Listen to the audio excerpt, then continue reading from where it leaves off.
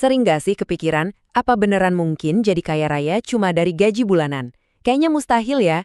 Nah, dalam beberapa menit ke depan, kita bakal bongkar mitos itu. Kita bakal bahas panduan yang realistis, yang benar-benar bisa kalian mulai terapin bulan ini juga. Yuk, kita mulai. Kita pasti sering banget dengar nasihat, kalau mau kaya, ya jangan jadi karyawan dong, bisnis.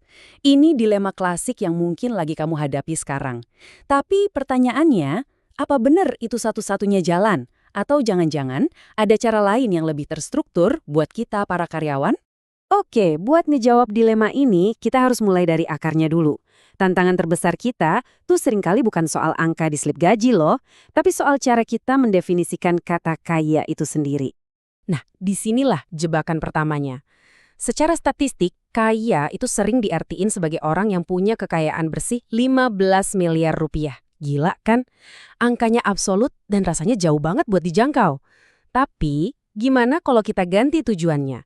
Daripada ngejar angka mati, gimana kalau kita fokus ke sebuah kondisi yang lebih personal dan fleksibel? Kebebasan finansial, yaitu kondisi di mana pendapatan pasif kamu lebih besar dari semua pengeluaranmu. Nah, ini baru tujuan yang jauh lebih masuk akal dan bisa dicapai. Jadi yuk, kita definisikan ulang apa arti kaya buat kita. Ini bukan cuma main-main kata ya, ini fondasi. Soalnya tanpa tujuan yang jelas dan bisa digapai, strategi sebagus apapun bakal terasa percuma. Jadi inilah definisi baru kita. Kebebasan finansial itu bukan soal punya tumpukan uang di bank, tapi soal membangun pohon uang yang buahnya bisa kita petik tiap bulan tanpa perlu kita sirami setiap hari. Pendapatan pasif dari aset-aset investasi inilah yang nanti bakal ngebiayain hidup kita. Bikin uang kerja buat kita, bukan sebaliknya. Dan yang paling keren, ini tuh bisa dicapai jauh sebelum umur pensiun loh. Oke, tujuannya udah jelas. Terus gimana caranya? Formulanya tuh sebenarnya simple banget. Nggak usah mikirin skema yang ribet-ribet. Kalian cuma perlu fokus nyalain dua mesin utama ini. Ini dia dua mesin kekayaan kalian. Pertama, tingkatkan earning power buat memperbesar aliran uang masuk. Kedua, kuasai saving ratio buat memaksimalkan uang yang tersisa. Dua-duanya ini kerja bareng buat menciptakan modal investasi. Yuk kita bedah mesin yang pertama. Mesin pertama adalah earning power. Jangan cuma bergantung sama satu sumber pemasukan dari kantor. Coba deh bayangin, kalian bisa bangun keran pemasukan kedua dari side hustle dan keran ketiga dari proyek freelance. Contoh nyata nih, ada seorang spesialis media sosial yang berhasil melipat gandakan income-nya dengan buka jasa konsultasi di akhir pekan. Ini bukan hal yang mustahil kok. Ini cuma soal mengubah waktu luang jadi modal.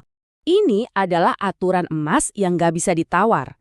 Sebelum kita ngomongin investasi atau strategi canggih lainnya, pastiin dulu setiap bulan ada sisa uang. Titik. Kalau enggak, ya kita nggak akan pernah bisa jadi lebih kaya. Simple. Nah, ini dia metode paling ampuh buat menguasai cash flowing ratio, bayar diri sendiri dulu. Jadi, begitu gaji masuk, sebelum bayar tagihan ini itu, langsung bayar tagihan buat masa depan kalian. Sisihkan minimal 30% ke rekening investasi yang terpisah, udah. Terus paksa diri kalian buat hidup dari sisanya. Ini bukan cuma ngubah cara ngatur duit, tapi juga bikin hidup lebih tenang karena tabungan buat masa depan udah aman duluan. Jadi, berapa angka targetnya? Yuk, mulai dari 30%. Angka ini adalah batas minimum yang bakal bikin perbedaan signifikan buat kecepatan kalian ngumpulin modal. Awalnya mungkin terasa berat, tapi seiring gaji naik atau dapat penghasilan sampingan, coba deh borong angka ini jadi 40%, 50%, atau bahkan lebih. Makin tinggi rasionya, makin cepat juga kalian bisa mencapai kebebasan finansial. Coba kita lihat contoh alokasi anggaran yang sehat. 30% langsung masuk ke pos tabungan dan investasi, 40% buat biaya hidup. Nah, perhatiin yang ini, jaga cicilan utang maksimal di angka 20%. Kenapa? Kalau lebih dari itu, utang bakal ngegrogoti modal buat masa depan kalian. Terakhir, yang gak kalah penting, kasih 10% buat self-reward. Ini kan maraton, bukan sprint, jadi penting banget buat jaga semangat di tengah jalan. Oke, sebelum kita mulai menyerang dengan investasi, kita wajib bangun pertahanan yang super kokoh. Anggap aja ini kayak benteng yang ngelindungin kita dari serangan-serangan tak terduga dalam hidup. Benteng keuangan kalian itu berdiri di atas dua pilar utama. Pertama, dana darurat. Ini buat jaga-jaga kalau ada badai, kayak amit-amit, kehilangan pekerjaan.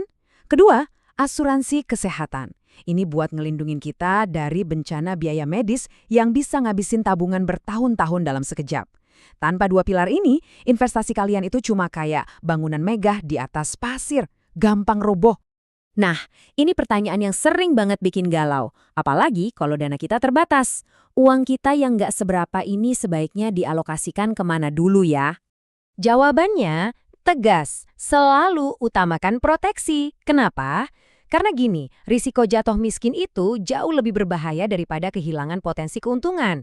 Membangun kekayaan itu susah, tapi membangunnya lagi dari nol setelah kena musibah itu jauh lebih susah.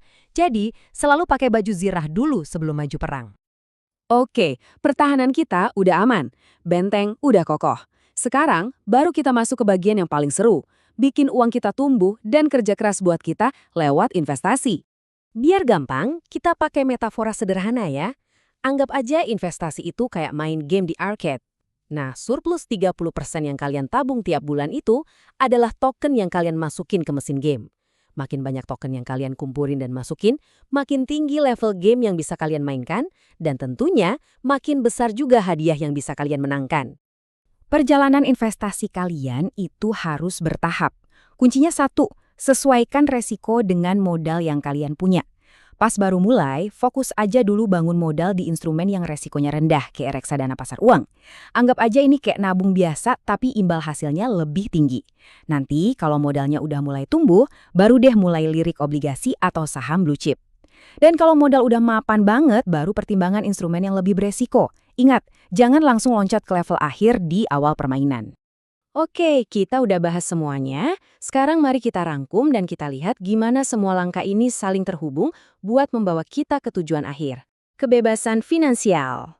Jadi, inilah rangkuman seluruh strategi kita dalam satu gambar. Fondasinya adalah pola pikir, yaitu mendefinisikan ulang arti kaya. Habis itu, kita nyalain mesin penghasil modal dari pendapatan dan tabungan. Terus kita bangun pertahanan yang kokoh dengan dana darurat dan asuransi. Nah, kalau semua itu udah beres, baru kita bisa melakukan penyerangan dengan investasi yang konsisten. Setiap langkah ini saling memperkuat satu sama lain. Dan ingat ya, tujuan kita yang sebenarnya itu ini.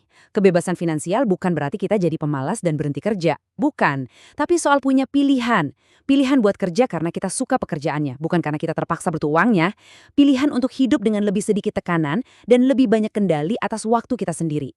Nah, setelah semua ini, pertanyaan terpenting kembali ke kalian. Jangan cuma jadi penonton, tapi jadilah pemain. Apa satu langkah kecil paling nyata yang akan kalian ambil bulan ini juga untuk memulai? Mungkin buka rekening khusus investasi, atau mulai hitung-hitung berapa dana darurat yang kalian butuhkan? Apapun itu, mulailah dari sana. Perjalanan kalian dimulai hari ini.